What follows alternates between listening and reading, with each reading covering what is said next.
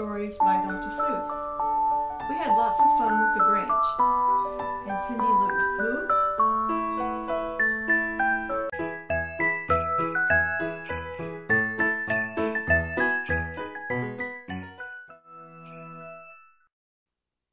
This is a story about a family of Who's, a most famous family known as the Lou Who's. There was Mr. Lou Who. He was very nice. There was Mrs. Lou Who. She gave good advice. Nadia Lou Who was such a joy.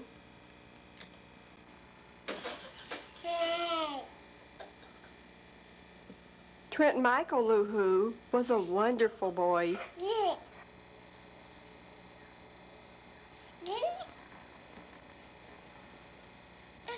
And last but not least, so innocent and bright, sweet Cindy Lou Who was such a delight. She was always so charming, but I must confess, she had a very unusual reaction to stress. Just watch very closely, and you will soon see. Her reaction was strange. I'm sure you'll agree.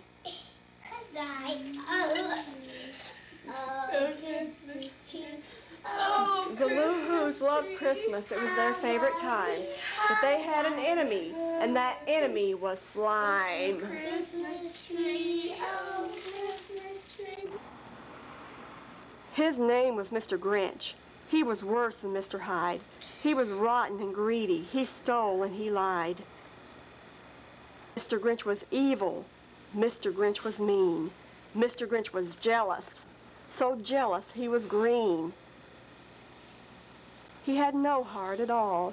Grinch hated the Lou Who's. He hated their joy. He hated every girl. He hated every boy. He watched through their window, but didn't know their names. He watched them have fun and play their Who games. Grinch had watched every year and gritted his teeth as they decorated their tree and put up their wreath. Grinch watched those Lou Who's. He watched them have fun. I hate them, I hate them, I hate everyone. I know they love Christmas, their favorite time. I'll stop their Christmas. I'll stop it with a crime. And he thought up a plan, so wicked, so rotten, that his evil deed can never be forgotten. Ho, ho! Ho, ho, ho! Merry Christmas! What do you want for Christmas, little boy? You want your dada?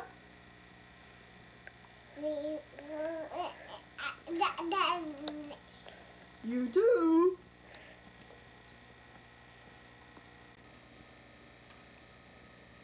Ho, ho, ho! Merry Christmas! Little girl, what do you want for Christmas? What I want most of all is peace, love, and joy everywhere. Have you ever thought about entering the Miss America pageant when you grow up? Or perhaps you should just get involved in politics. Think about it.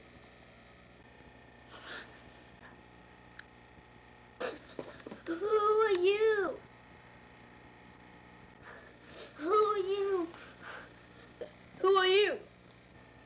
Oh, I'm Cindy Lou. Cindy Lou Who? That's right. What is your name? Not what, who? Really? Okay then, Cindy Lou Who? That's right. Oh, just forget it. Annoying. I don't believe you're on my list. Have you been a good little boy? Oh, perfect.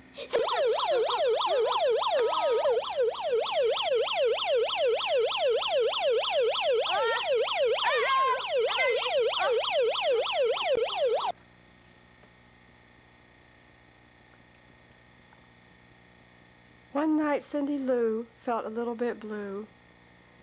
She was growing up, and her siblings were too.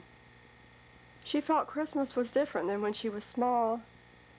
Santa wasn't as perfect. The tree wasn't as tall. Actually,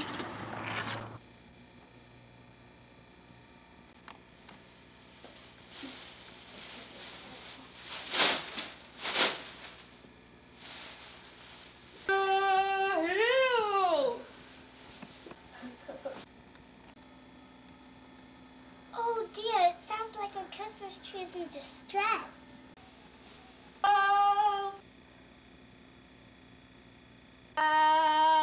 Christmas tree, oh Christmas tree. Santa Claus, are you okay? You look a little pale. Well, I've been working overtime. But you're green.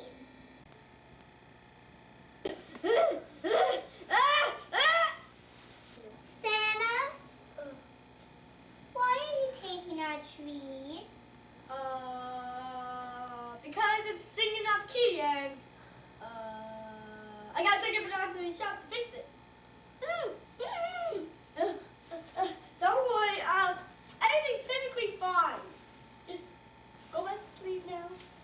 Oh, the sweet little Christmas. Good night, Santa. Great idea.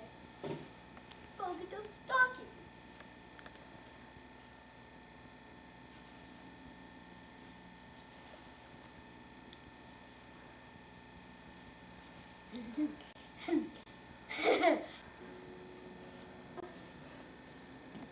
No idea what's Christmas tree there.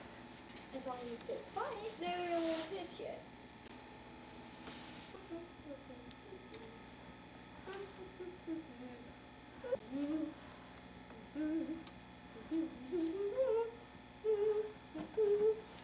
Where was I?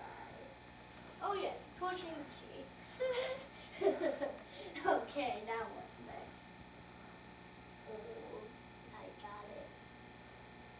Hey, is this it? Oh, is this it? Oh, Santa, don't forget the little boy with the green hairy face. He really needs something special for Christmas. This almost brought a tear to Mr. Grinch's eye, but then he remembered that Grinches don't cry. All right, I won't forget. Now, good night. Good night, Santa. Next morning, Grinch crept down to the Loo-Hoo house. He peered through their window, kept quiet as a mouse. He waited by their window. He waited to see just what the Loo-Hoo's reaction would be. He thought they'd be sad. He thought they'd be blue. He was about to discover this just was not true. All right, everybody. I know we don't have a Christmas tree or any presents, but we can still be happy because we have each other. Oh, I love each other. The Loo-Hoos were happy. They were having fun. The Loo-Hoos were singing. They sang, everyone. On the fields we go, laughing all the way home. The Loo-Hoos were dancing. They were dancing for joy. Every Loo-Hoo girl, every Loo-Hoo boy. The Grinch thought he had taken Christmas away, but he learned a valuable lesson that day. Christmas, he thought, must come from the heart. The Loo-Hoos had known it.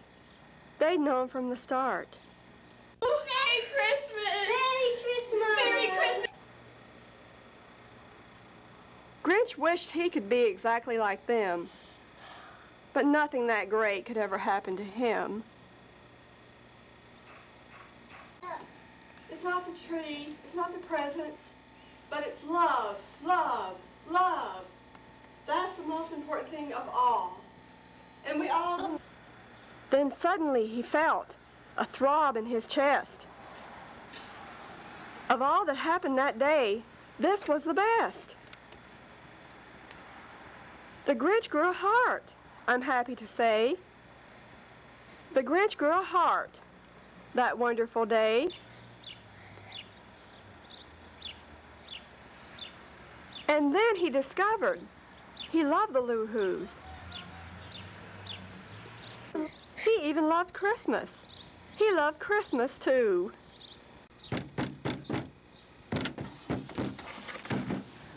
Oh. It's Santa! It's Santa! I'm not Santa Claus, Cindy Lou. I lied. And for the first time in history, Mr. Grinch cried.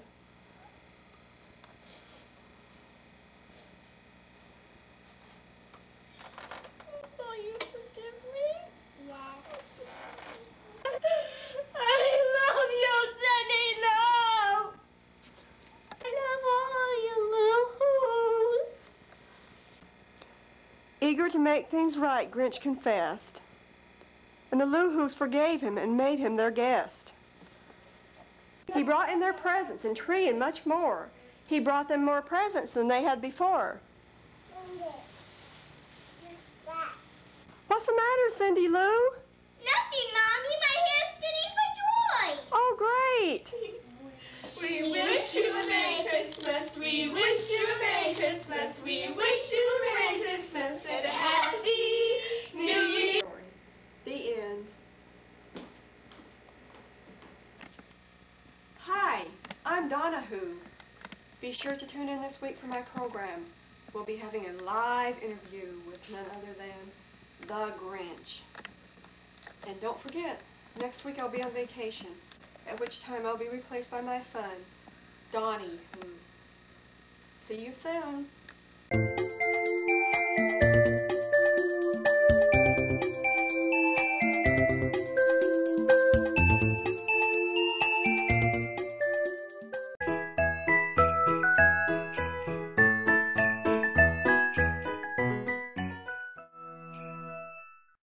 Twirly Shirley and the Brother Like No Other, written by Donna Severs and illustrated by Melanie Carnes Turtle. Twirly Shirley was in the school Christmas play. It was quite a success, I'm happy to say. Shirley got stage fright before the show began. Those braids were taking off like a fan. The teacher, Mrs. Earl, said, "Please take it easy. You're making this school a little too breezy." It was too late. Her braids were out of control. Shirley brought in a wind straight from the North Pole. The auditorium door flew open wide. A blast of white snowflakes swirled inside. The audience was frozen by the cold air. Everyone in the room had frosted hair. By then, Shirley's braids were totally manic, and all the teachers were in a panic. Mrs. Earl's teeth started to chatter. She said to Shirley, "Child, what is the matter? I know that you've memorized each little line. Just take a deep breath. You're going to be fine." At last, Shirley listened to what Mrs. Earl said. Those braids finally settled down on her head. Now the school was becoming much warmer, and Shirley would prove to be quite a performer. Shirley starred as Tiffany, innocent and bright. The show was amazing, a total delight. Tiffany loved Christmas. She was a giving child. But she had an enemy who was wicked and wild. That enemy watched Tiffany and gritted his teeth as she decorated her tree and put up her wreath. Who was this enemy? Well, he was none other than little Tiffany's very own big brother. His name was Johnny, and he was quite tricky. His mind was twisted, his fingers were sticky. Yes, Johnny was awful. He stole and he lied. While he was heartless, he never even cried. The teachers at school would tremble with fear every time they knew that boy was near. John definitely had a bad attitude. I'm telling you, he was one rough little dude. He especially had it in for his dear little sister, but so far his pranks had just barely missed her. One day Johnny's family was out shopping for toys. They lined up to see Santa with other cousins. He waited quietly until Tiffany's turn. As he stood there, he listened to his stomach churn. Santa told Tiffany, "If you want something, just ask." That's when Johnny sneakily slipped on that mask. Tiffany said, "All I want is peace, love, and joy. And maybe you could throw in one little toy." Mama. When the children saw Johnny, they all ran and cried. Even poor old Santa was terrified.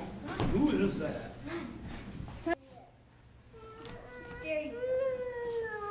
While they stood there in line waiting for St. Nick, Johnny prepared a terrible trick. He planned to do something really mean. He sneaked in his costume from Halloween. He waited quietly until Tiffany. Okay, go away. I saw beer. Santa asked trembling, "Have you been a good boy?" Have you been a good boy? John snakily hissed, "Mama's Have you been a good pride, boy? Daddy's joy.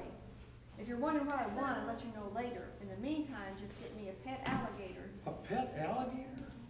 Santa just turned his head and rolled his eyes. Then Johnny hopped down and they said their goodbyes. Okay, alligator. Are you biting me? And Johnny followed Santa and stole the suit. John thought he was smart. He thought he was cute. Who want an alligator? I would. Oh, look at Santa Claus, Johnny. Hey, here. Should I stop the video, Mom? Look at. What I always wanted, John said. And how did you know my best color was red? Okay. Of course, Santa had to call the police. John's parents cried, "When will our suffering cease?" They took Johnny home and put him to bed, but he lay there and plotted more schemes in his head. John stayed up to wait for everyone to sleep. He crept to the living room without making a peep. He planned to hide Tiffany's presents away, fill her packages with gravel to ruin Christmas Day. John looked for her presents to get them unwrapped. He thought no one knew until something snapped. Yes. John heard an ear-piercing sound. That's when Johnny jumped up and he turned around. What Johnny saw next was quite a surprise. He was looking right into the Christmas tree's eyes.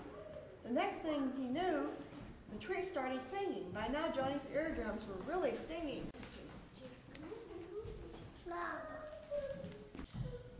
The tree said, "Johnny, what are you doing? Don't you know you'll have the whole family boo-hooing? Why must you be such a rotten little guy? There must be a reason, so why, Johnny, why?" "What?" John exclaimed, "this just can't be. There's no such thing as a singing tree." That Christmas tree really made Johnny mad. I'm telling you, he was one mad little lad. John tickled the tree until he knocked it down. Tiffany asked, "Johnny, why are you teasing the tree?" Then he said to her, "'Cause it's singing off key." Next, he convinced Tiffany to go back to sleep. The tree did so too, and its sleep was deep. John took down the stockings and ate all the candy. He said to himself, "Well, aren't these handy?" Then he had the nerve to sit down on his seat, and John put those stockings on his dirty feet. When Johnny thought he had made enough mess, he said to himself, "It's my bedtime, I guess."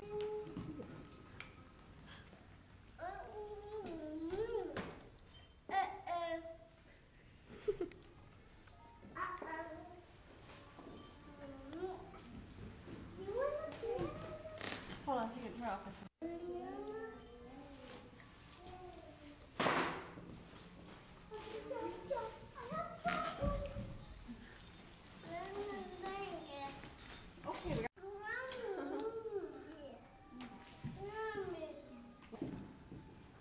John went to his room and he turned off the light.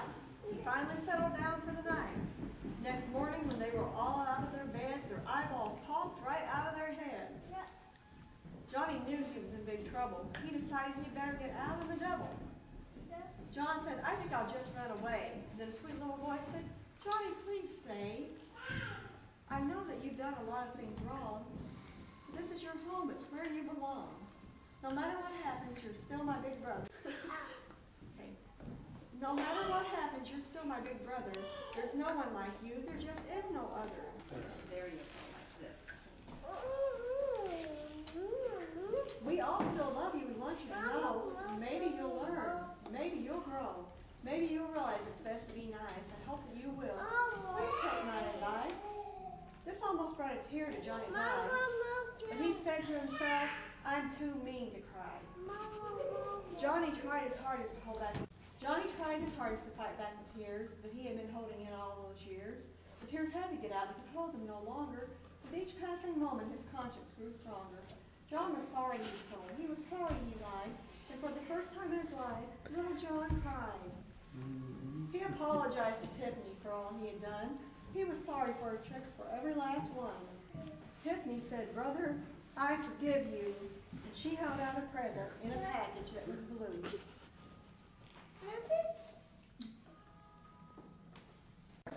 Just hold your nose.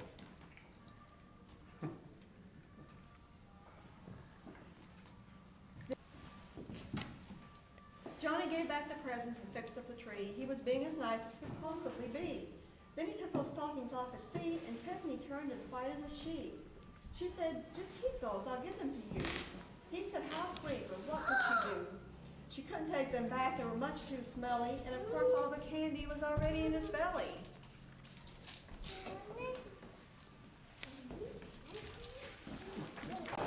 At the end of the play, Shirley's braids began spinning. When Mrs. Earl asked, "What's wrong?" she saw Shirley grinning. "Nothing," laughed Shirley, "my hair's spinning for joy." Then they all clapped and cheered, every girl and boy.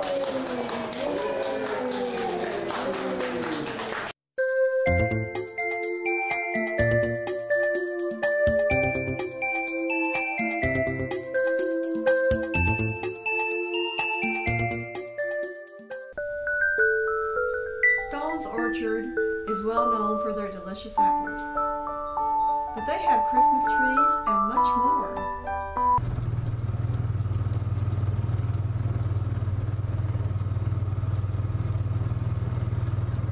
This is really pretty out here.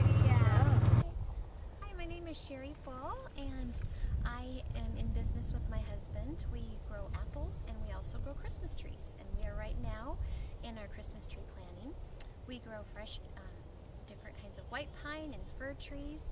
We have a fresh stand of trees that we cut right after Thanksgiving, and people can come to our apple barn and they can pick out their tree. And then you're welcome to come into our apple barn and get fresh apple cider, and we serve hot apple cider. We have a Santa Claus on Saturdays, lots of fresh fruit baskets and our wonderful apples and pears. So this is the planting that we grow our Christmas trees. This tree right here is probably about 10 years old. The pine trees grow quite quickly in here. My husband is Vincent Stone Bull in Stone's Apple Barn, and he got the name because he's a grandson. It's 4th generation. His great-grandpa started with apples many, many years ago, and my husband's been in the business now for 31 years. We have 3 daughters. They're all nurses, so I'm not sure if any one of those will take the business over, but we're young and we'll be here for quite a while.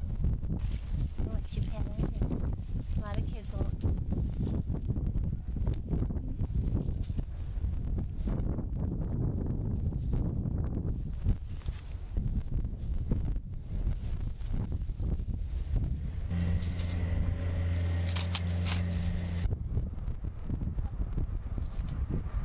Reverend Flopsy. Oh. Oh, that's Reverend Flopsy? Oh.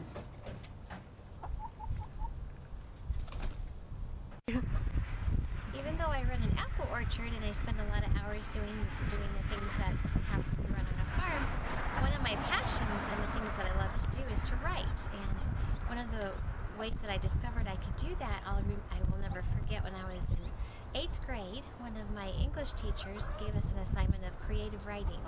And a friend of mine came up with a wonderful story, and she really told me that I could do it. And I'll never forget that she was my best cheerleader, and from then on I kept kind of writing stories down, and when I had my children I read to them all the time, and then I started writing stories about experiences that I had with them. That has led to a few short stories being published, and I hope to someday write a short story book. So that's how I discovered my talent, was years ago with my 8th grade English teacher. How many years, Pat? 40? I think this is 43. 43? I've been coming out here for over 40 years, and it's always good to see the kids, even the young at heart, all the old ones, year after year. Some of them have been coming back and bringing their grandkids later on that came here when they were just little ones, and it's always interesting to see the new ideas the kids have got. You get a few bashful ones, but it's still a lot of fun, and it's been really rewarding because they're just lighthearted and really enjoy doing this. A game called New Super Mario and Super Bros.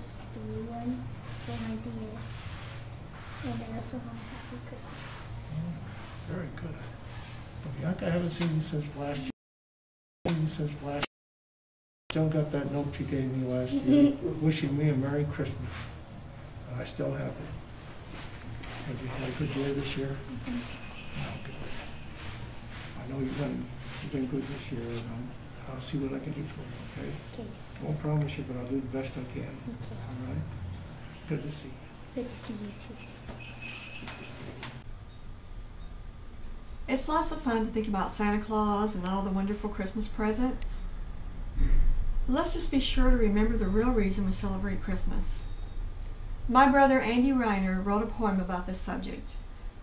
I created a picture and designed a card to go along with his poem.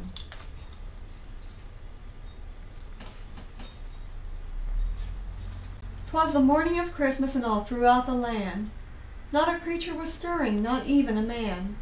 The children were still asleep in their beds, but soon they would waken with joy in their heads. Finally, it's Christmas, they run to the tree. What a beautiful sight, all the presents they see. With shouts of joy they open their gifts. Thank you, Santa, they yell like a song. But suddenly, deep within my heart, I felt something was wrong. I began to remember this cannot be right. For long ago, on a cold winter's night, a Savior was born. He did not come wearing fancy red clothes. He came as a child, of this we do know. The angels they sang, what a marvelous sight, for unto us a Savior was born this very night. He came to save us from a dark world of sin. We need only believe and receive him within. As God touched my heart, I felt a moment of shame. You see, my children were praising, but in the wrong name. So I picked up a book and said, "Children, sit down." It wasn't about Santa or reindeer or such. It was a story of salvation they needed so much. So as I read from this book, my children started to see it was Jesus they should have been thanking when they ran to that tree. For it was a tree he hung upon when he suffered and died for you and me. Merry Christmas, and God bless you all. God gives us all talent, and we should use that talent for his glory.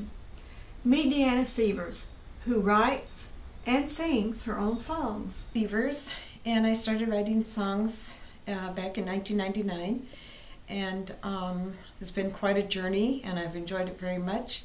And this song, Good News, just came to me one time, extra, read all about it, breaking news bulletin. That's how it all started, with those words. And then I just went from there and made it a Christmas song for children. So here it is.